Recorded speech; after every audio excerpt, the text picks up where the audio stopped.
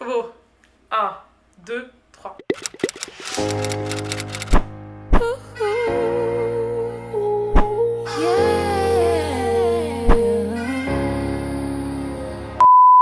Coucou tout le monde, on se retrouve aujourd'hui pour une nouvelle vidéo. Donc comme vous avez pu voir dans le titre, je vais parler de Instagram, du monde d'Instagram plus précisément. Vous avez pu sûrement le remarquer, dans la génération actuelle, Instagram a une énorme place. De toute façon, même les réseaux sociaux en général, mais Instagram c'est genre un truc de ouf, genre tout le monde est sur Instagram. Vous avez les comptes personnels, vous avez les comptes pro, vous avez les comptes des gens de télé-réalité, voilà quoi. Et depuis que les réseaux sociaux ont pris une grande place dans la vie de tous les individus, ça a eu un impact énorme sur nos comportements au quotidien. Par exemple, on fait toujours attention à notre image, à tout ce qu'on poste, on analyse tout, on scrute tout. Qui n'a jamais stalké quelqu'un sur Instagram aussi. Faut pas trop se fier au monde d'Instagram parce que Instagram c'est totalement du virtuel. Avant de poster une photo, si vous saviez le nombre de photos que je prends, c'est un truc de ouf. Et je suis sûre que toutes les personnes se reconnaîtront en ça. On veut tous paraître parfait, on veut tous paraître beau, on veut tous paraître tout quoi. On cherche tous à être la perfection mais elle n'existe pas comme vous le savez. Donc au final on se perd nous-mêmes, on perd notre personnalité à vouloir tout le temps copier les autres et à être vu. Premier sujet que je voulais aborder le plus, c'est les post-bad. Qu'est-ce que c'est des post-bad? C'est les filles très très belles ou les garçons très très beaux sur les réseaux sociaux. Mais tout ça n'est que d'illusion parce que la majorité d'entre eux ont soit subi des opérations chirurgicales,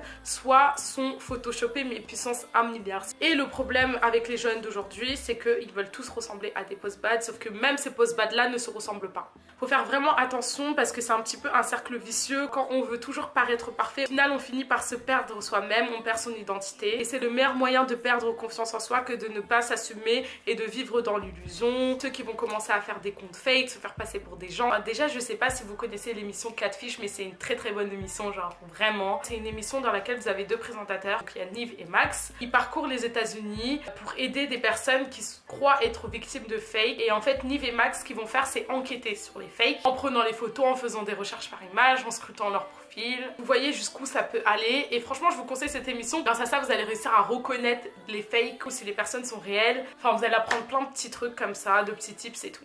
Faire attention à son image, franchement c'est bien sur les réseaux. C'est vrai qu'il faut faire attention à son image, faire attention à ce qu'on montre, mais on finit très vite par se perdre et montrer des aspects de nous-mêmes qui ne nous correspondent pas au final. En voyant des photos sur Instagram, en plus en général, on s'invente toujours des goals. On voit quelque chose, on va dire oh, goal, friendship goal, traveling goal, genre on s'invente toujours des goals. Au final on oublie trop, le vrai goal c'est notre propre personne. À partir du moment où tu veux être ton goal à toi-même et que tu y parviens, c'est la clé de la confiance en soi. Voilà, cette vidéo était assez court, je suis allée droit au but, je suis allée à l'essentiel, j'espère qu'elle vous aura plu. N'oubliez pas de partager, de liker, de commenter et de vous abonner en activant la petite cloche. Si vous avez des commentaires, des avis, n'hésitez pas à les partager en barre de commentaires avec moi. Gros bisous, à la prochaine vidéo.